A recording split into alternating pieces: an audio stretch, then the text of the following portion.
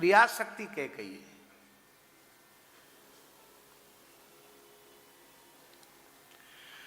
पंडित कौन है?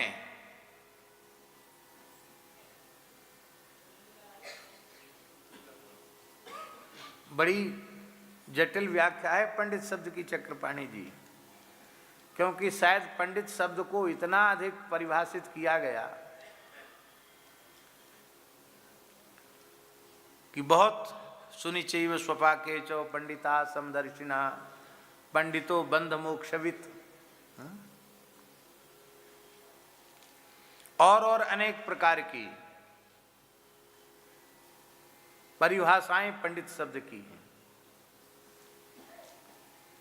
और महर्षि पाणिनि ने तो स्वतंत्र सूत्र ही लिख दिया पंडित शब्द की सिद्धि के लिए। तदस्य संजातम तारका दिव्य इतच, ये सूत्र है महर्षि पाणिनि का। तारकादि गण में पठित है और इससे पंडा शब्द से इतच प्रत्यय हो करके पंडित शब्द बनता है। पंडा जिसके उत्पन्न हो जाए वो पंडित, जिसके पंडा उत्पन्न हो जाए वो पंडित। आप कहेंगे पंडा किसको कहते हैं? पंडा तीर्थ पुरोहितों को तो पंडा कहते ही हैं,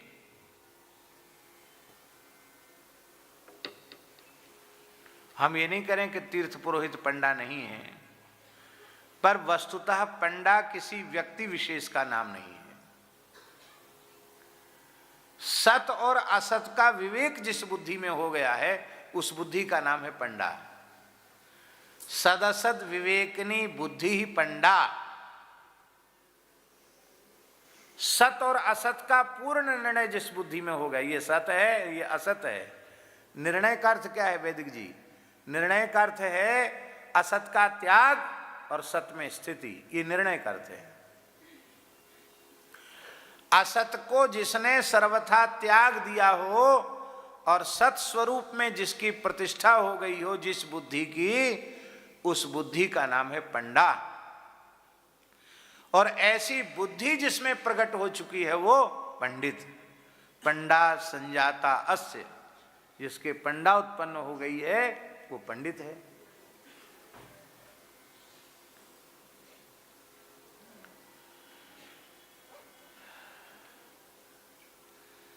पर यहां जो अर्थ हम करना चाहते हैं ठाकुर जी प्रसंग के अनुरूप, यह क्रियावान स पंडितः, क्या? यह क्रियावान स पंडितः, जो क्रियावान है वो पंडित है।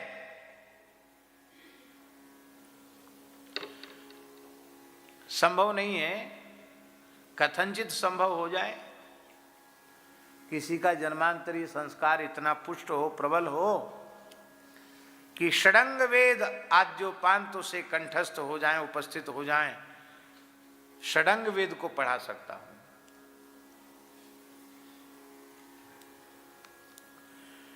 माने वेद के 6 अंगों के सहित वेद का जिसको ज्ञान हो, वेद उपस्थित हो, कम संभव है। जो लोग कहते हैं कि हमको सब कंठस्थ है, उनको भी कितना कंठस्थ है भगवान जाने। क्योंकि अब हमारे सामने आप कहेंगे कि हमको सब कुछ कंठस्थ है तो हम तो मान ही लेंगे कि हमें खुद ही कुछ पता नहीं है।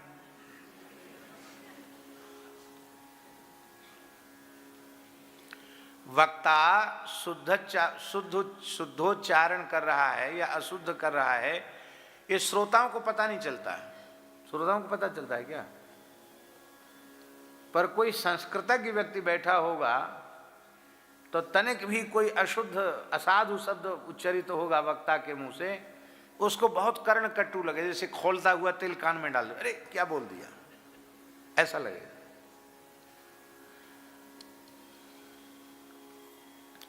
स्वयं संस्कृतज्ञ है और असाधु शब्दोच्चारण हो गया, उसको पता चलेगा कि हमसे प्रमाद हो गया, तो सबके बीच में कह देगा क्षम्यता।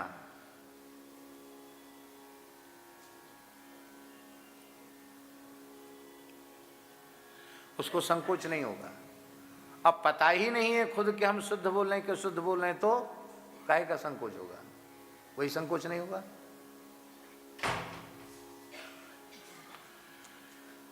तो सच्ची बात यह है ठाकुर जी कि जो क्रियावान है वो पंडित है। खाली सडंग वेद कंठस्थ हो गया है, अब पढ़ता पढ़ाता है, इतने मात्र से वो पंडित नहीं है। किंतु वैदिक आचार संपन्न है, क्रियावान है, तो पंडित है। आप कहेंगे क्रियावान, यह क्रियावान स पंडितः, तो क्रिया का अर्थ आपने वैदिक क्रिया क्यों किया?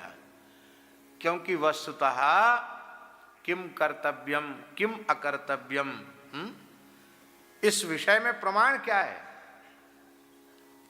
भगवान श्री कृष्ण गीता का उपदेश अर्जुन को कर रहे हैं, पर कर्तव्य के विषय में स्वयं को प्रमाण नहीं बता रहे हैं।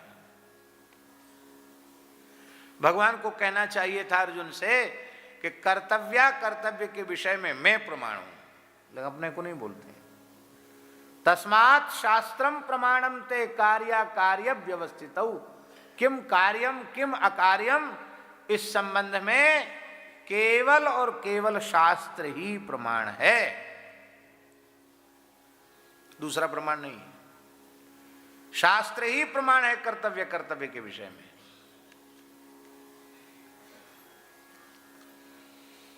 भगवान अपने को प्रमाण बता देंगे ना ठाकुर जी, तो भारी खतरा हो जाएगा।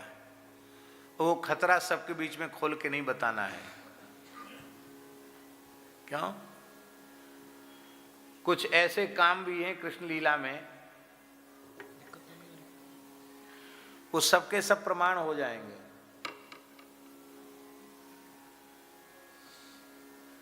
कितने ब्याह ठाकुर जी के ऐसे हैं जो अप्रमाण हो जाएंगे। प्रमाण उनको लोग प्रमाण कहने लगे, क्योंकि कर्तव्य के विषय में कृष्ण प्रमाण है, सब जय सियाराम हो जाएगा।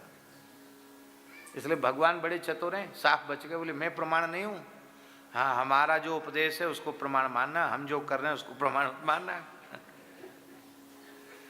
कर्तव्य के विषय में मैं भी प्रमाण नहीं हूं, शास्त्र प्रमाण है। शास्त्र माने वेद,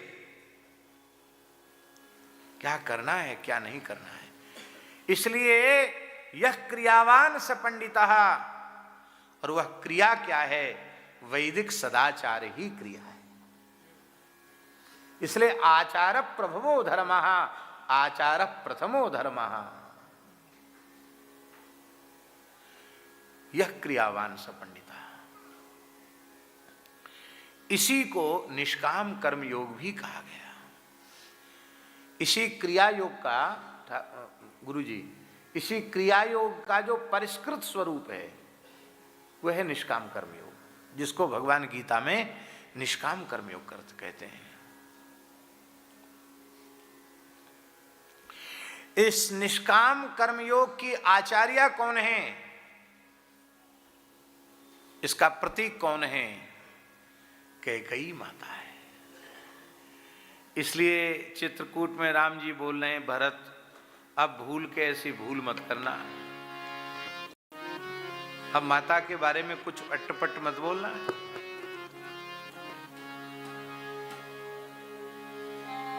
क्योंकि जो माता को दोष देते हैं वे जड़ हैं, तुम जड़ नहीं हो, तुम तो परम विद्वान हो,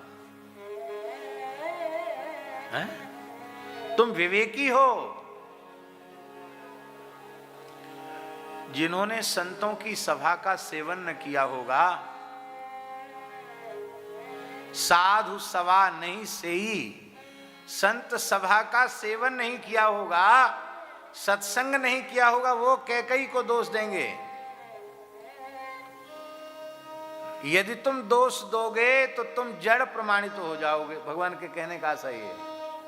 अविवेकी प्रमाणित हो जाओगे, और ये प्रमाणित हो जाएगा कि तुमने कभी साधुओं की गोष्ठी में बैठकर सत्संग किया ही नहीं।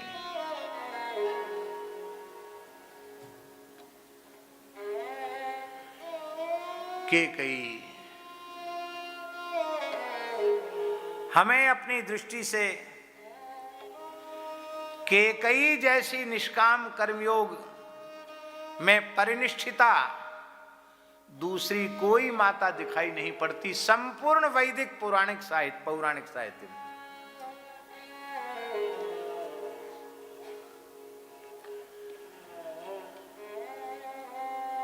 ठाकुर जी, विशुद्ध जो प्रेम योग है वो निष्काम कर्म योग से ही प्रकट होता है। ये बड़ी सूक्ष्म बात है। विशुद्ध प्रेम का प्रादुर्भाव निष्काम कर्म योग से ही है।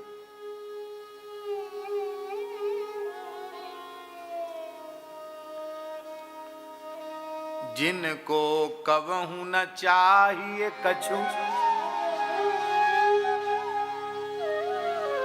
उन्हीं का तुम सन सहज सने। जिनको कुछ चाहिए तो जो व्यक्ति वस्तु पदार्थ की अभिप्सा उनके चित्त में है उनका प्रेम उससे है, उनका प्रेम भगवान से नहीं है। इसलिए जिनको कबहू न चाहिए कछु उन्हीं का तुम सन सहज सने। बसहु निरंतरता सुकुर सोराउर निज गे।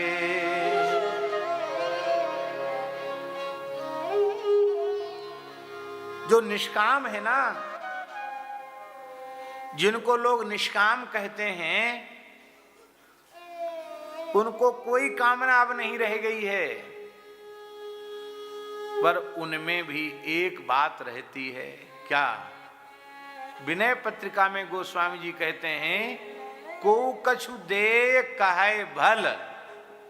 हमको कोई कुछ दे और हमको लोग बहुत भले आदमी हैं, बड़े अच्छे हैं, ऐसा लोग कहें, यह वासना न उड़ते जाई। विनय पत्रिका में गोस्वामी क्या कहने, तुलसीदास जी कहते लगता है कोई भोग की लोक की कोई कामना नहीं है, ये पता नहीं, पर को कछु दे, कोई कुछ हमको दे और हमको लोग भला कहें, क्या करें प्रभु, ये वासना न उड़ते जाई। ये वासना मन से हट ही नहीं रही। सन्यास क्या है?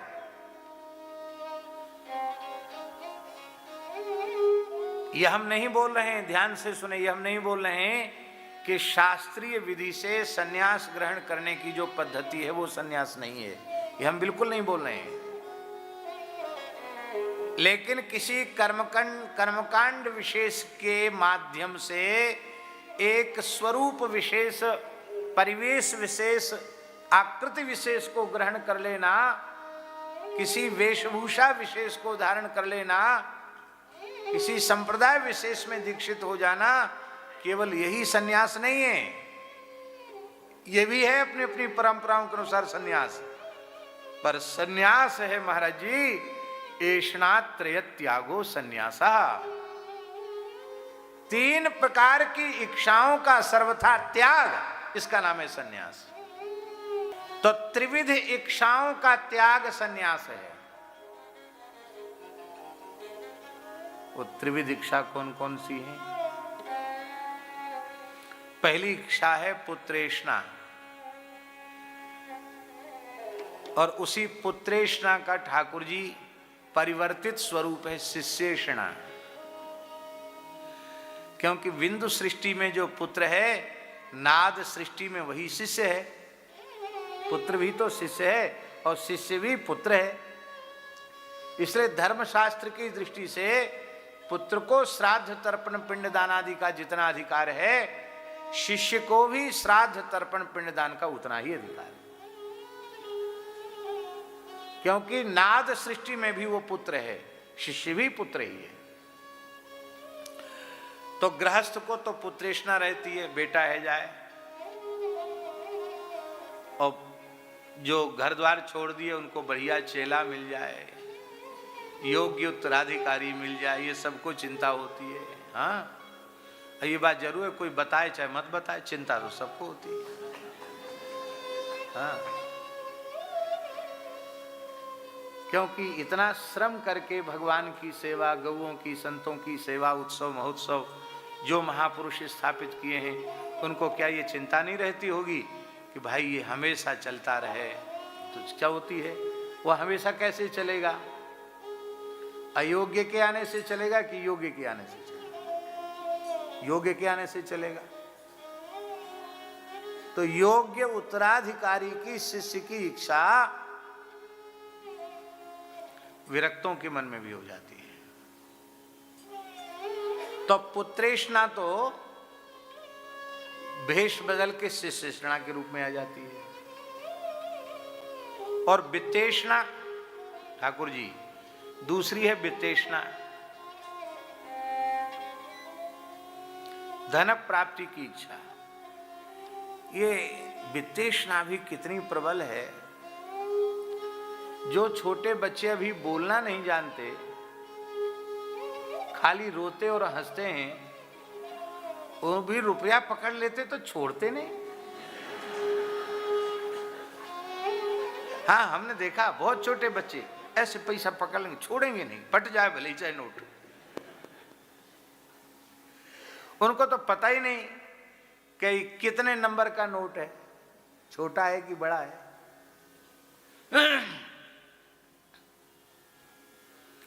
विरक्त होते हैं। कई बार वे नियम ले लेते हैं कि हम द्रव्य का स्पर्श नहीं करेंगे, नहीं करते हैं, काम चल जाता है, कोई बात नहीं। पर वो वित्तेष्णा परमार्थ का स्वरूप धारण करके उपस्थित। वित्तेष्णा धन की जरूरत नहीं है, क्यों? हमारा कोई संसार नहीं है। चलो ठीक है, मान लिया बात। पर हजारों गैया खड़ी हैं,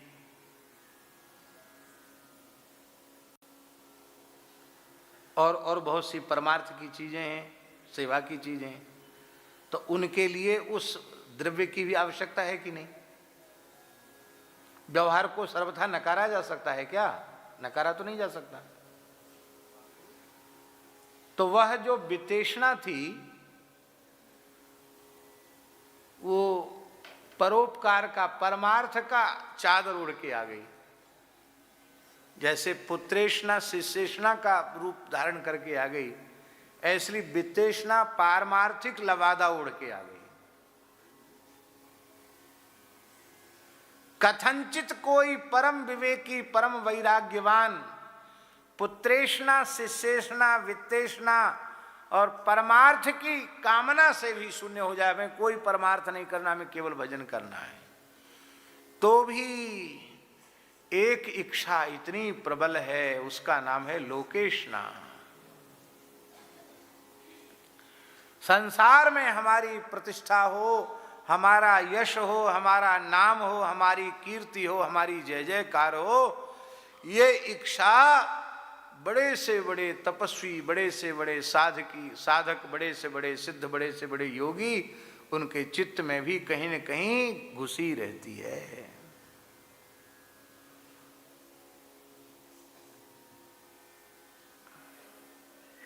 इसलिए आचार्यों ने परिभाषा बनाई ऐष्णात्रय त्यागो संन्यासः। लेकिन हम उन आचार्यों के चरणों में प्रणाम करके निवेदन करते हैं, लोकेष्णा त्यागो संन्यासः।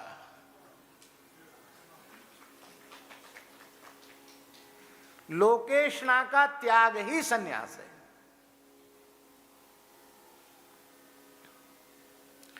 ये नहीं छूटती। और जब ठाकुर जी ये किसी कोने में घुसी रहती है, तब फिर घूम फिर कर पुत्रेष्णा शिष्येष्णा बनकर आ जाती है और वित्तेष्णा परमार्थ का रूप धारण करके आ जाती है। इसलिए सबकी जड़ लोकेष्णा है। और श्री कैकेयी माता, उनको हम निष्काम कर्मयोग की आचार्या इसलिए बता रहे हैं क्योंकि उन्हें यह अच्छी प्रकार से ज्ञात है कि मैं अत्यंत प्राण प्रिय श्री राम और अपनी पुत्र वधू श्री सीता के लिए मैं वनवास मांगूंगी, तो मेरा लाडला बेटा भरत जीवन में कभी हमारी ओर देखेगा नहीं, मुझे मां नहीं कहेगा। मैं पुत्रवती होकर भी पुत्रहीना हो जाऊंगी। इतना ही नहीं, जिन मेरे प्राणेश्वर चक्रवर्ती महाराज दशरथ के प्राण श्री राम में बसते हैं, वे भी मेरा त्याग कर देंगे।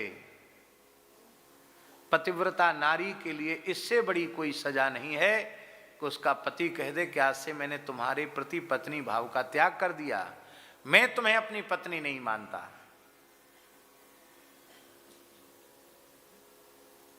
और वाल्मीकि रामायण में स्पष्ट है,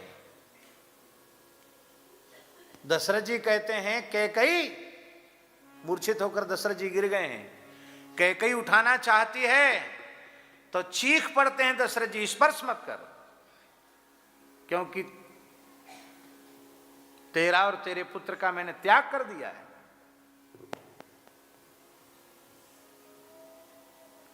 तो ये भी जानती है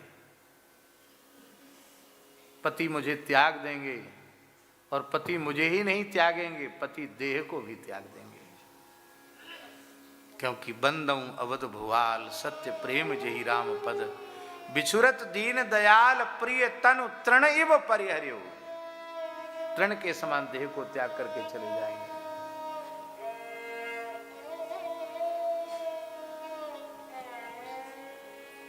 धन भी मुझे मिलेगा नहीं, क्योंकि सिंहासन पर बैठने की बात तो बहुत दूर रही, भरत सिंहासन की ओर कनखी से भी नहीं देखेंगे, ऐसी टेढ़ी नजर करके भी नहीं देखेंगे अयोध्या का सिंहासन क्या है। वो कुछ लेंगे नहीं, वो संपूर्ण भोगों का त्याग करके ऐसे कठोर तप का आदर्श उपस्थापित करेंगे जिसको देखकर बड़े बड़े योगींद्र महामुनिंद्र बड़े बड़े तपस्वी भी लज्जित हो जाएंगे। भरत जी का जैसा तप है वैसा तप बड़े बड़े ऋषि महर्षियों के लिए भी संभव नहीं है।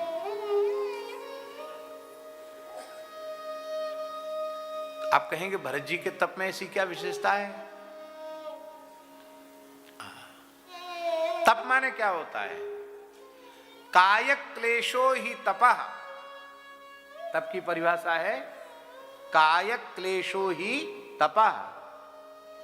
भोगों के त्याग में जो शरीर को कष्ट होता है उसका नाम है तप।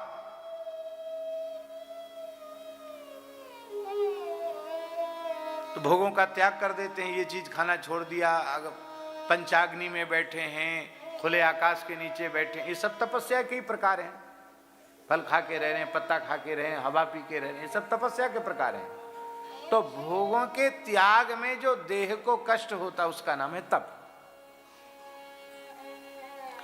पर जहां भोग छोड़े न जाएं, श्री राम विरह में भोग अपने आप दंडोत करके चले जाएं और फिर सब कुछ छूट जाए, और उस समय जो तप है वो है दिव्य तप। वो दिव्य तप है।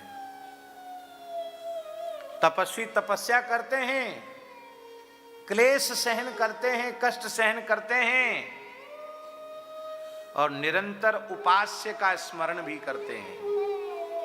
पर भरत जी राम राम रघुपति जपत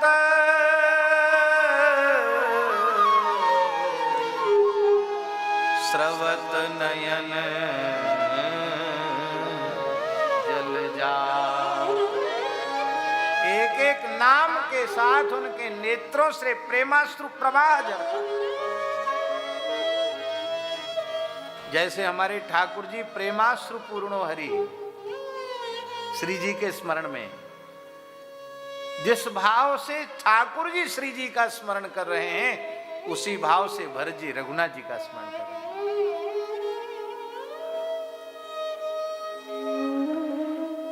श्री राधा रमण लाल की। भरत जी का तप दिव्य तप है। तो हम स्मरण कर रहे थे भगवान कि हाथ में कुछ लगेगा नहीं, ये कैकेयी अच्छी प्रकार से जानती है। और लोकेश ना, हमारी इस कार्य से कोई मान बढ़ाई, पद प्रतिष्ठा होगी, हमारी यश कीर्ति होगी, ये तो स्वप्न में भी संभावना नहीं थी। क्या कैकेयी माता ये नहीं जानती थी? आज भी कोई व्यक्ति अपनी बेटी का नाम कैकेयी नहीं रखता। हमारे महाराज जी तो कभी कभी विनोद भी करते थे, भक्तमाली जी। एक पंडित जी आए, बोले महाराज कोई कैकेयी नाम क्यों नहीं रखता? तो महाराज जी बोले तुम्हारा विवाह हुआ कि नहीं? बोले हाँ हो गया। बोले तुम अपनी बेटी का रख देना। तो हंसने लगे। महाराज बोले भाई हमसे क्यों, हम तो बाबा जी लोग हैं, हमारे तो कोई बेटा बेटी होने नहीं, तो हम तो धर देते नाम, कोई बात नहीं थी। अब तुम्हारे ब्याह हो गया, तुम धर देना नाम। तो हंसने लगे। कहने का आशय ये है कि आज भी कौशल्या देवी बहुत मिल जाएंगी, सुमित्रा देवी भी मिल जाएंगी, कैकेयी देवी नहीं मिलेंगी। लोक गर्हिता हो जाऊंगी मैं, इस सब को जानते हुए भी केवल श्री राघव की प्रसन्नता के लिए भरत जी ने भी कहा और करके भी दिखाया, जेहि विधि पुरु प्रसन्न मन होई, करुणा सागर कीजिए सोई। लेकिन कैकेयी ने कहा नहीं, भगवान की प्रसन्नता जिसमें थी उसको स्वीकार कर लिया। भरत जी ने कहा भी और किया भी, पर वो ऐसी छिपी हुई साधिका हैं जिन्होंने कहा एक शब्द भी नहीं और सब कुछ स्वीकार कर लिया। इसलिए भगवान कैकेयी माता का बहुत आदर करते हैं। अब भरत, आज के बाद ये अपराध नहीं होना चाहिए। आज के बाद ऐसा मत करना।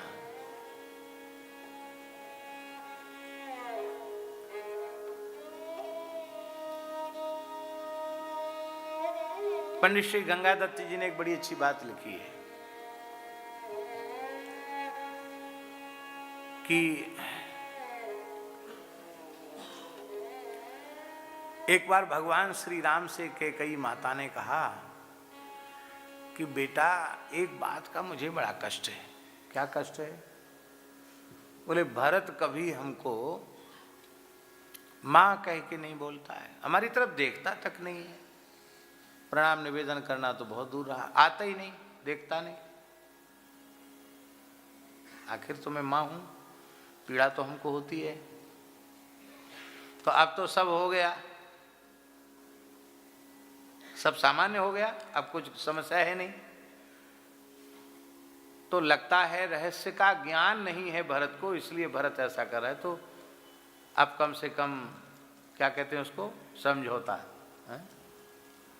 अब कम से कम समझौता हो जाए। राम जी बोले हाँ बिल्कुल ठीक है, हमने खुल के तो नहीं बताया, लेकिन अब हम समझा देंगे भरत जी को एकांत में। तो राम जी ने एकांत में भरत जी को बुलाकर श्री कैकेयी माता की महिमा और उनका प्रेम और उनकी रामचरित्र में उपयोगिता और ये सारी बात जब बताई तो भरत जी फूट फूट कर रोने लगे। बोले अब तो मैं डूब कर सरयू जी में प्राण त्याग दूंगा। क्यों?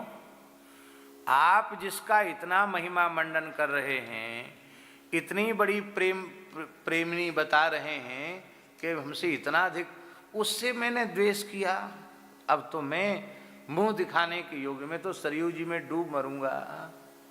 राम जी ने कहा भैया ऐसा मत करो, तो अब क्यों नहीं जाते हो? ध्यान दें ठाकुर जी। तो भरत जी ने कहा पहले तो दूसरा कारण था, अब ये कारण है कि मैं इतना बड़ा अपराधी हो गया कि मैं मां को मुंह दिखाने लायक नहीं रहा, इसलिए नहीं जाता हूं। तो मुंह दिखाने लायक नहीं रहा तो भी तो नहीं गए। भरत जैसा शील संपन्न वृत्त संपन्न पुत्र भी हाथ से निकल जाए, ये कितनी बड़ी क्षति है। लेकिन माता कैकेयी ने सब कुछ त्याग दिया।